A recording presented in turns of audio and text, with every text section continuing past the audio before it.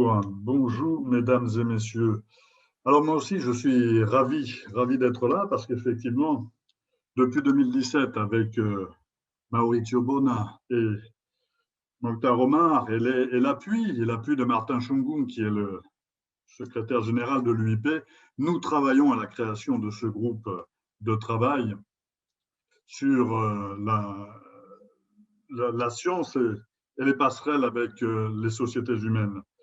Alors ça commence bien parce que je suis en plein accord avec ce qui vient d'être dit par Karen et Rolf, parce qu'en tant que représentants légitimes de nos peuples respectifs, nous, parlementaires, avons l'immense honneur et surtout la lourde responsabilité de contribuer à l'élaboration des règles de droit qui s'appliquent à chacun, quelle que soit sa condition ou sa fortune. À mon sens, ce qui doit guider notre travail, c'est la recherche de l'intérêt collectif humain. Nous devons ajouter aujourd'hui la nécessité, bien entendu, de préserver notre planète, car si les fragiles équilibres naturels viennent à être définitivement rompus, c'est la survie même de toute civilisation sur Terre qui est menacée. Alors, afin de pouvoir mener à bien notre tâche, nous qui ne pouvons être spécialistes de toutes les questions, nous avons besoin de nous forger une opinion dans différents domaines que nous sommes conduits à aborder. Et il est nécessaire que nous construisions un avis éclairé qui s'appuie effectivement sur une synthèse des différentes approches du problème, alors qu'elles soient scientifiques, bien entendu, mais aussi économiques, sociologiques, philosophiques et profanes.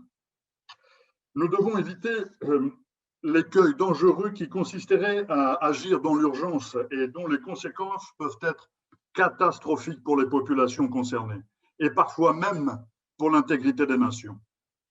Il semble urgent que les parlements du monde entier co-construisent les outils réglementaires partagés pour encadrer le développement fulgurant, notamment des nouvelles technologies et ses conséquences actuelles et futures sur nos sociétés. L'humain moderne est le fruit d'une coévolution avec son environnement, de l'empirisme symbiotique au désir d'émancipation par rapport à la nature. Les techniques employées conviennent d'une démarche anthropologique. Il est indéniable que le développement des sciences et des technologies qui les accompagnent contribue à l'amélioration des qualités de vie des êtres humains. Mais cet accroissement exponentiel profite de façon sélective à l'humanité. Au-delà des barrières de l'ignorantisme, c'est la loi du marché et le profit que certains peuvent tirer des découvertes scientifiques qui décident des bénéficiaires de ces avancées technologiques. Le cas est flagrant dans le domaine de la santé. Alors que les pandémies ignorent les frontières, l'accès au vaccin est différencié selon que l'on soit riche ou pauvre. L'Anthropocène dévoile les modifications profondes des conditions géophysiques dans lesquelles les sociétés humaines se développent.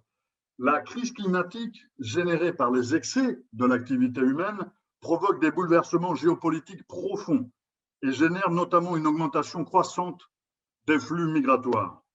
La confrontation de la nécessité de la survivance des uns et l'avidité frénétique des autres ne peut qu'aboutir à une déflagration de grande ampleur si des solutions humanistes ne sont pas proposées. Aujourd'hui, le déterminisme scientifique qui engendre la singularité technologique rompt les codes du mythe prométhéiste. Comment améliorer les capacités sensorielles, motrices, cognitives des êtres humains et œuvrer à l'extension du prolongement de sa vie? Même si l'approche initiale tend à utiliser les technologies pour soigner, voire réparer les êtres humains, il existe un véritable danger de déviance idéologique qui pourrait confiner à un nouvel obscurantisme. Julian Huxley, inventeur et propagandiste du transhumanisme, promouvait en son temps des thèses eugénistes que son frère Aldous détaillait dans son fameux roman « Le meilleur des mondes ». Nous ne pouvons ni ne devons entraver la marche du progrès scientifique, mais nous devons protéger les populations d'un possible futur dystopique, généré par une déshumanisation systémique.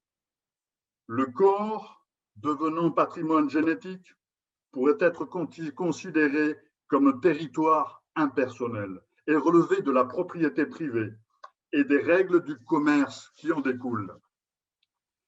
S'agit-il d'une humanité augmentée ou d'un humain simplifié? Qu'en serait-il si un jour la science venait à concevoir ou même prédire la conscience? Quel serait alors le statut ontologique d'un tel produit technologique? De sa reconnaissance d'être de culture, de sa reconnaissance d'être de conscience, découlerait des droits et des devoirs qui lui seraient normalement dus, légitimement. La technologie lui permettrait donc de développer une pensée critique, comme il a été dit, et d'émettre ainsi une opinion, puis d'accéder au statut d'être de culture. Dans la continuité de ce déterminisme, il pourrait s'organiser en société, bouleversant ainsi les schémas humains, sociaux, sociétaux actuels. Il pourrait advenir alors un monde où l'homme renoncerait à l'humanité. Les enjeux sont gigantesques.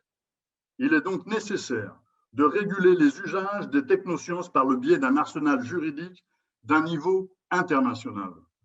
Le groupe Sciences et Technologies de l'UIP doit être l'instrument qui nous conduira à rédiger la première charte éthique internationale de l'usage des technosciences, respectueuse des cultures de chaque peuple et qui fasse largement consensus dans le monde entier.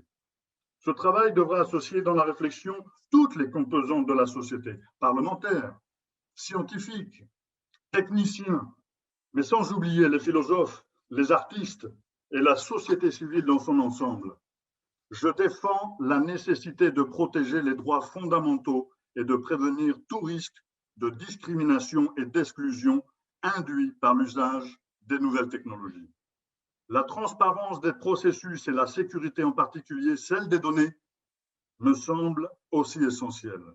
Nous devons exiger des garde-fous afin de nous prémunir, par exemple, contre la possibilité que l'intelligence artificielle et ses applications, notamment dans le domaine de la robotique, n'échappent à notre compréhension ou qu'elles deviennent défaillantes. Il nous faut aussi trancher les questions relatives à la responsabilité juridique en lien avec ces nouvelles entités. Nous devons poser la question de la pertinence ou non de créer une personnalité juridique de l'intelligence artificielle et les robots. Comme un certain nombre de rapports d'information l'ont déjà préconisé, il nous faut instaurer un principe de vigilance, réflexivité, c'est-à-dire le fait de questionner régulièrement, de façon méthodique et délibérative, les nouveaux objets que sont les algorithmes, notamment l'intelligence artificielle. Il serait judicieux, à mon sens, d'exiger que le processus employé reste toujours explicable et que le contrôle humain soit possible en toutes circonstances. Je soutiens que les technologies complètent les capacités humaines, mais ne devraient pas les remplacer. Il nous faut travailler pour une plus grande équité entre les peuples dans l'accès aux nouvelles technologies. Le marché ne doit pas décider seul de la manière dont ces nouveaux outils doivent se déployer. Il me semble essentiel dans ce domaine de privilégier les démarches de coopération et de partenariat plutôt que la compétition entre les nations. Nous devons toujours privilégier la paix et la concorde entre les peuples. Merci.